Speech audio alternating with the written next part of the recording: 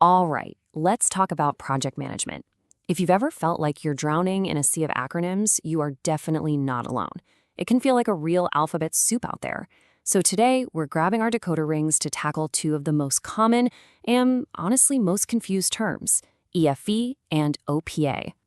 So let's just get right to it. EEF versus OPA.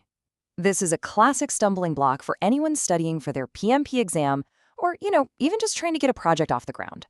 But stick with me, because by the end of this, you'll be able to spot the difference in a heartbeat. Okay, first things first, we have to decode what these letters actually stand for. Think of this part as the key to your secret decoder ring. Seriously, once you get these two definitions locked in, everything else is just going to click right into place. Let's start with EEF. That stands for Enterprise Environmental Factors. Now, the absolute key thing to remember here is that these are the conditions you don't control. They are the environment your project just exists in. It's kind of like the weather or the rules of the road. You can't change them, but you absolutely have to adapt your plans to them. It's the context you just have to live with. And now for the flip side, OPA, or Organizational Process Assets. So if EEFs are the context you have to live with, OPAs are the goodies, the tools your company gives you to help you succeed. These are your assets, things like the company playbook, project templates, checklists, and all those super valuable lessons learned from past projects. These are the things you can and absolutely should be using. So let's boil it all down to its core. EEF is the environment you have to operate in. OPA is the collection of assets you get to use. See the difference? One is the set of outside rules and conditions, and the other is your internal toolbox. Simple as that. Now let's see how this actually plays out in the real world. Look, theory is great, but let's make this real. We're going to get out of the textbook and into your daily work. Once you see a few of these examples, you'll start spotting EEFs and OPAs absolutely everywhere. Now, check this out, because this is where it gets really interesting. EEFs can be broken down even further. You've got internal EEFs. Think your company's culture or its internal politics, things you can't really control. And then you have external EEFs, like government regulations or what your competitors are doing. But look over at that OPA column. Project templates, standard procedures, knowledge bases, these are all awesome assets your organization provides to actually help you out. All right, for all of you with an exam on the horizon, this section is for you. We're going to do a little quick-fire round. I'll give you a scenario, phrased just like you might see it on a test, and you see if you can spot which is which. Ready? Okay, first one up. A project manager learns that a new regulation or standard requires a change to the product design. So what do you think? Is that an EEF or an OPA? If you said EEF, you nailed it. That is a classic external EOF.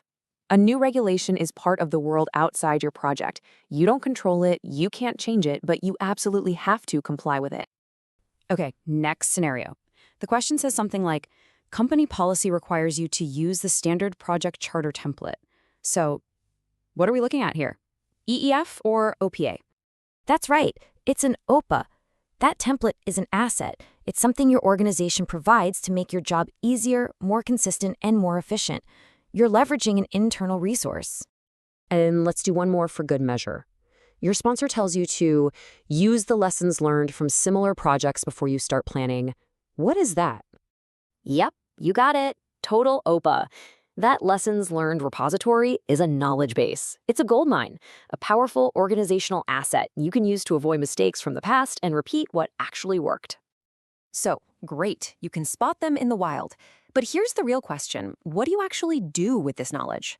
A great project manager doesn't just know the definitions. They use this to make way smarter decisions. Let's move from theory to action. Here's a super simple but really powerful playbook. Step 1, leverage your OPAs first. Always start with what you have. Use the templates, follow the procedures, dig into those lessons learned. That gives you a solid, efficient foundation. Then, step 2, assess the EEFs. Analyze the environment, both inside and outside the company, to tailor your plan. This two-step approach means you're not just efficient, you're also smart and adaptable. Okay, if you forget everything else from today, just remember this one thing. This is your ultimate decoder ring. EEF equals environment. That's the context you must live with. OPA equals assets. Those are the things you can use. That's it. Simple, clear, and so incredibly useful. And there you have it. You now have the decoder for two of project management's most fundamental concepts. So the next time you see EEF or OPA on an exam or in a meeting, you'll know exactly what's up and, more importantly, what you should do about it. So what other project management jargon should we decode next? Let me know.